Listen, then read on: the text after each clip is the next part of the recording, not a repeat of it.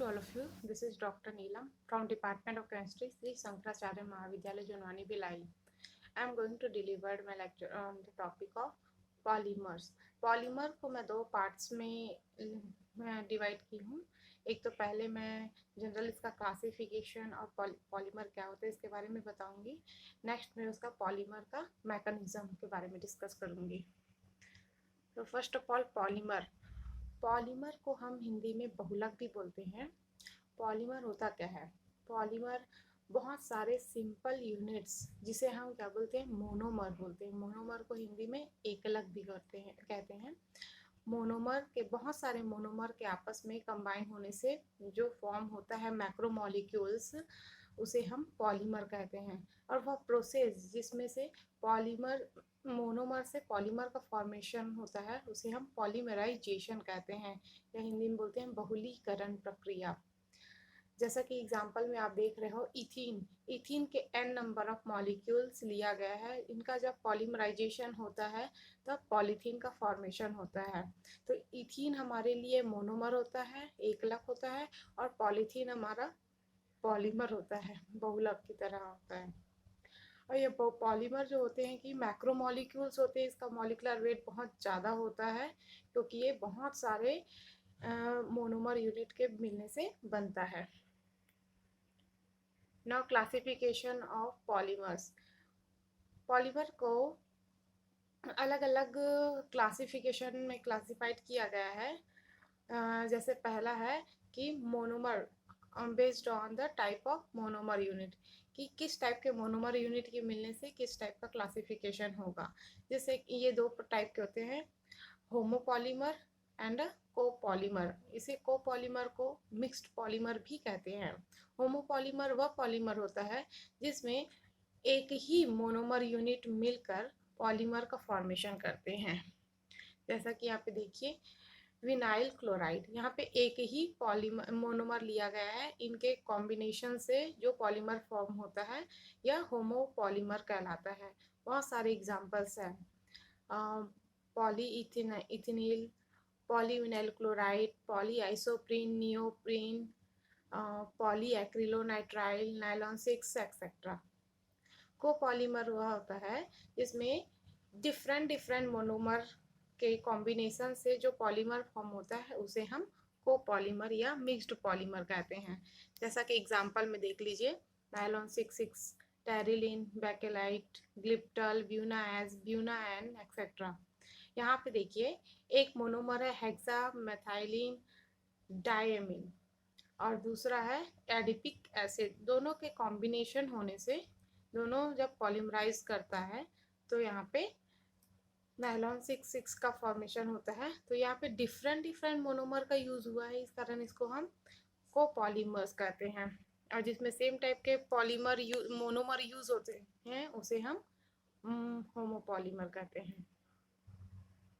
Now classification based on the source of origin.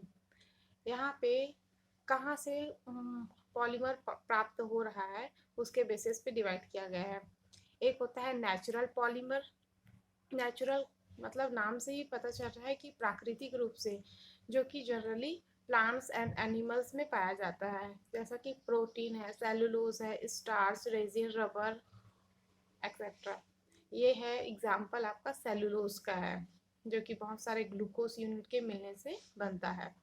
Synthetic polymer. Synthetic polymer मतलब संश्लेषित man made polymer. वह polymer जो कि laboratory में प्रिपेयर्ड होता है या मैन मेड होता है उसे हम सिंथेटिक पॉलीमर कहते हैं। Example polythene, nylon 6, Dacron, poly acrylonitrile etcetera. यहाँ पे देख लीजिए जो पॉली एक्रिलोनाइट्राइल मोनोमर है उनके पॉलीमराइज होने से पॉली एक्रिलोनाइट्राइल फॉर्म हो रहा है। नेक्स्ट है सेमी सिंथेटिक पॉलीमर। सेमी मतलब अर्ध सिंथेटिक पॉलीमर मतलब संश्लेषित, मतलब कुछ तो ये प्राकृतिक रूप से भी होगा और कुछ इसमें मैन मेड भी है। जैसे कि ऐसा पॉलीमर जो नेचुरली ऑब्टेन होता है लेकिन उसमें कुछ मॉडिफिकेशन करने से हमको नए टाइप का पॉलीमर प्राप्त होता है। जैसे कि सेलुलोज एक नेचुरल पॉलीमर होता है, लेकिन जब उसका मॉडिफिकेशन करते हैं तो उसमें एसीटेट ग्रुप जोड़ दिया जाता है, तो ये कुछ और पॉलीमर बन जाता है जिसे हम सेलुलोज पॉलीमर कहते हैं या रेयॉन के नाम से भी जानते हैं। Now classification based on the structure of polymer.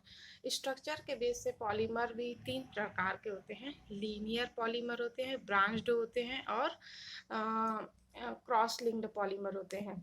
तो लीनियर पॉलीमर जिसमें मोनोमर लीनियरली होते हैं, पूरा स्ट्रेट चेन होता है ये, जिसे हम लीनियर पॉलीमर कहते हैं। अब लीनियर चेन पॉलीमर होगा तो इसमें वॉल्यूम कम होता है, तो इसकी डेंसिटी क्या होगी, ज़्यादा होगी। तो इसके एग्जांपल्स में हम मोस्टली लेते हैं हाई डेंसिटी पॉलीथीन। पॉलीथीन जिसमें इथीन का पॉलीमराइजेशन होने से पॉलीथीन बनता है, लेकिन ये दो तरीके से होता है, लीनियर पॉलीमर के फॉर्म में एंड ब्रांच्ड पॉलीमर के फॉर्म में। जब लीनियर पॉलीमर के थ्रू हम इसको बनाते हैं तब ये हमारा हाई डेंसिटी पॉलीथीन बनता है।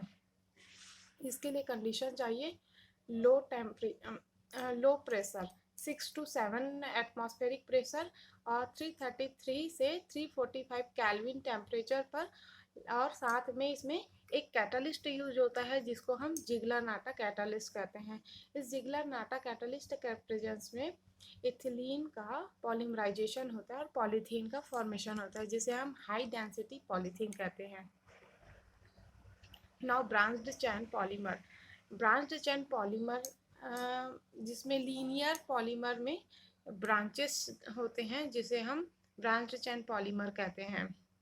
इसमें वॉल्यूम ज़्यादा होने के कारण इसकी डेंसिटी कम होती है, जैसा कि यहाँ पे लो डेंसिटी पॉलीथीन का फॉर्मेशन होता है। इसके लिए कंडीशन चाहिए हाई प्रेशर, हाई टेम्परेचर और in the presence of small amount of oxygen. Oxygen के कम अल्प मात्रा में भी इथिलीन का पॉलीमराइज होकर लो डेंसिटी पॉलीथीन का फॉर्मेशन होता है।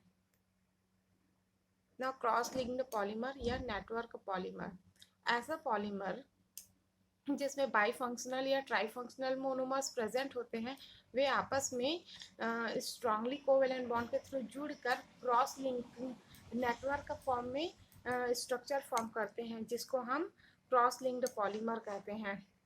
एग्जांपल्स में आप देख लीजिए बेकेलाइट, मेलामाइन। यहाँ पे melamine and formaldehyde different monomer है, इनके कॉम्बिनेशन से हमारा मेलामाइन फॉर्मेल्डिहाइड पॉलीमर फॉर्म होता है। यह एक कॉम्प्लेक्स स्ट्रक्चर होता है जिसे जो कि क्रॉस लिंक्ड होते हैं, जिसे हम क्रॉस लिंक्ड पॉलीमर के अंतर्गत रखते हैं।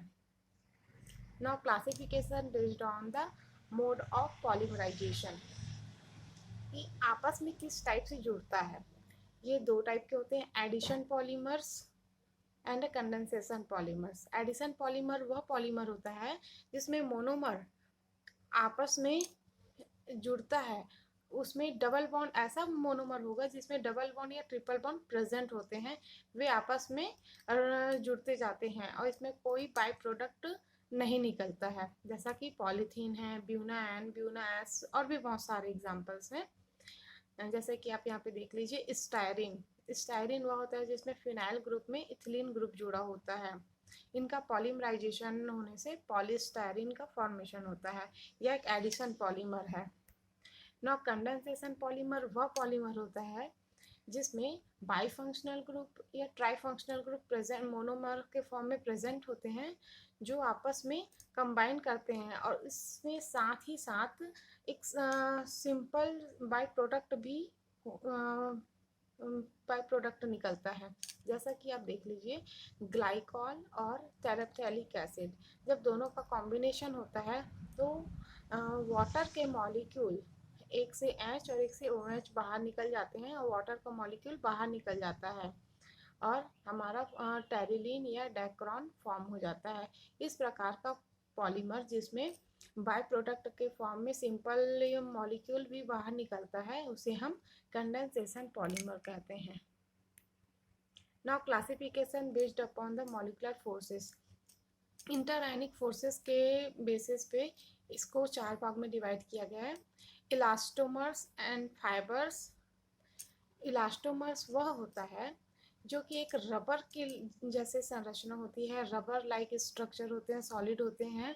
इसमें वीक फोर्सेस होते हैं, बहुत ही, जैसे कि वॉन्डर वॉल फोर्स बहुत वीक होता है। इस टाइप के फोर्सेस प्रेजेंट होने के कारण इसे हम इलास्टोमर्स कहते हैं।